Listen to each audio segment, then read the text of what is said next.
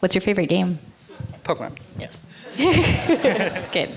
Is Dynamic Land something that's open now for kids to go and play, like for schools and things?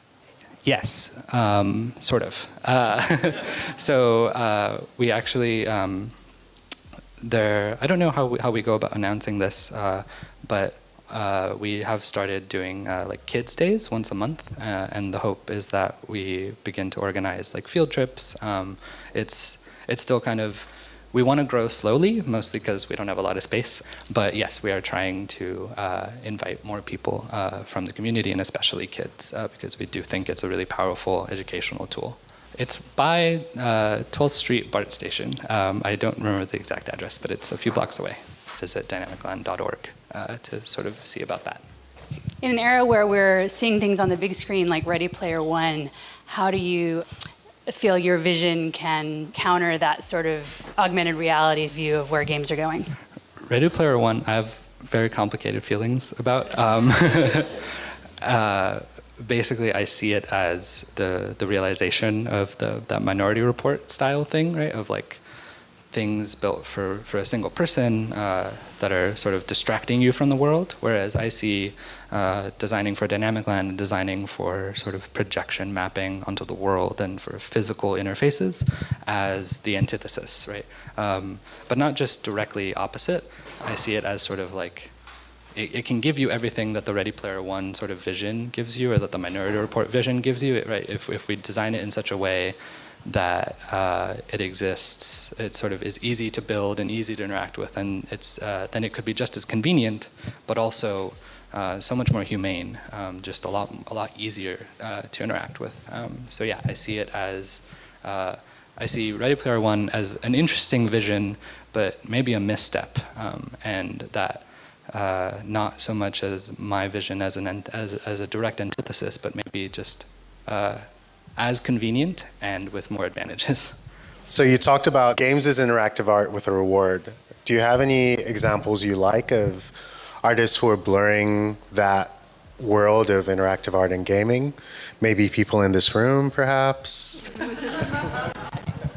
Yes. And there is this wonderful person, Isaac Cohen, who makes really amazing VR and AR things that are they're effectively just art experiences where you draw or blow on things or tap and things just appear.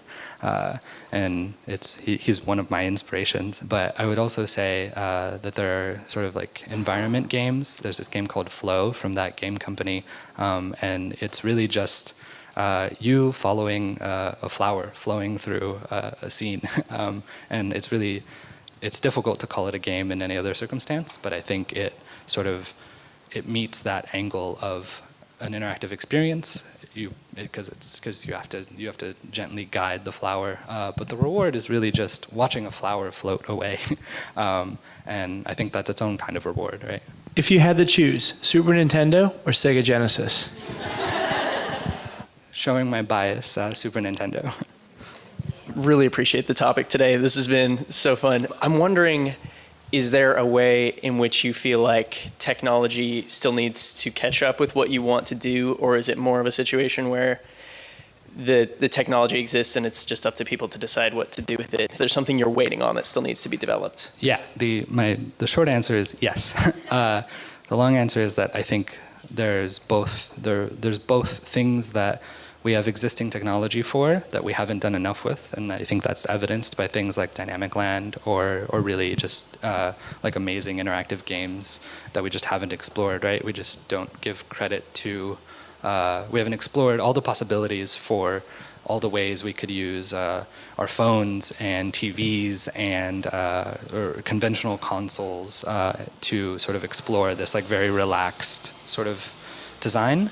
But then I think even once I imagine that possibility space being exhausted, there are also things that I want to be able to do, like especially haptic feedback. I want an interface that feels gooey and spiky and strange, but also just acts like a regular phone sometimes, or it can be a button, just a big red button, right? I want a weird nanobot interface, right? And that's like years in the future. And so, yeah, I think the answer is that there's space we haven't explored and technology that exists right now that we can do stuff with. But there's always a possibility space for doing amazing things with stuff that I can't even imagine. Did your grandma ever say, "Yeah, I told you so"? I think she would say that she's very proud of me. In the future, are you planning to reinvent UI, or are you using certain parameters that have already been established? Sure. If I understand it correctly, is the core of it that I think it's, am I planning to reinvent UI? Sure. So UI is user interface, and it's buttons and Minority Report and all the other things that I don't like.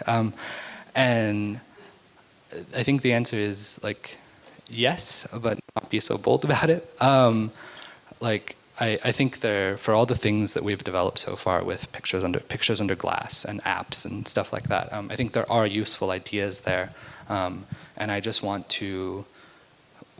If I do end up coming up with a design framework that I do think is more robust than what we have now, which I think Dynamic Land points to and interactive art points to, I hope that my reinvention feels more like an extension, that it feels as comfortable as buttons or sliders or dials or whatever we have now, but maybe feels even more natural to interact with. So the answer is yes, but hopefully more naturally. So have you done any games, or are you planning any games that make a social statement, like inclusive acceptance of others, or why the planet is important, what people can do? Any of those kind of learning tools? Yes, my current thing I'm working on is called Robot Pancakes, and it's sort of meant to engage with the way we think about automation, and I do plan on addressing the things that you mentioned about sort of inclusivity and accessibility, and I hope to do that more generally. We are obviously tangible creatures. We like touching tactile things, and it seems like what you're saying is getting away from the glass where you really can't touch and incorporating something that is more organic to who we are as beings. Is that right? Yeah, that's exactly right. The pictures under glass metaphor or design pattern is, I think, doesn't feel good literally because it doesn't feel good, right? I want that tactility to communicate the same thing that we use with like colors and drop shadows and sort of like all these design things that we use to sort of make screens look like coherent physical objects. I think we should skip the like making things look like physical objects and just design with physical objects. So that tactility is definitely the thing I'm going for. I noticed that you had in one of the books sort of the same idea expressed several different ways. And I was curious if you're thinking about this as a means of communication among people who have, say, someone who can't see and someone who can't hear being able to work with the same idea, or even crossing language barriers. Yeah, this is one of those things where the technology doesn't exist quite yet, but I've had an idea for a very long time. In the same way you had multiple visual representations in that last tweet, it would be amazing if one person was interacting with a reactive Braille interface, and one person was reacting with a sonic interface, and one person was reacting with a haptic interface, and they were all taking in the same information, right? Maybe real-time translation, feedback, accessibility. That's something that is sort of a dream of human-computer interaction research that is also incredibly ambitious. But yeah, that's definitely in my, maybe not near-term, but maybe medium-term thoughts. Since I work in a nonprofit, anytime I think about the tech world, I think of just money raining from the sky, but I realize that when you are probably doing something that is maybe not immediately something that's a commodity, is it difficult to get funding to explore that stuff, and how are you working around that? Dynamic Land's incorporated as a nonprofit, so that's turned off avenues, but the models that we're trying to work out are to hopefully sort of operate something like a library, right? Whereas if the model of a library is that it's a place that's sort of owned by local governments but is accessible to everyone and funded through a combination of donations and public access, that Dynamic Land is that same thing, but for for interfaces, right? Or for computing power, right? And not computing power as we think about it in the tech industry, but computing power as we think about it sort of all the things I showed you, right? As sort of like sort of changing people's lives through education and art. But it just happens to be using this really radically new way of interacting. And yeah, there's it's difficult to drum up funding in the normal ways, right? There is not the same money raining down on us because there is no prospect of making money back. It is explicitly a mission of creating amazing technology just so that people can have it because they need it. And yeah, it's hard, but there's a way. Please help me give a warm round of applause for this amazing person.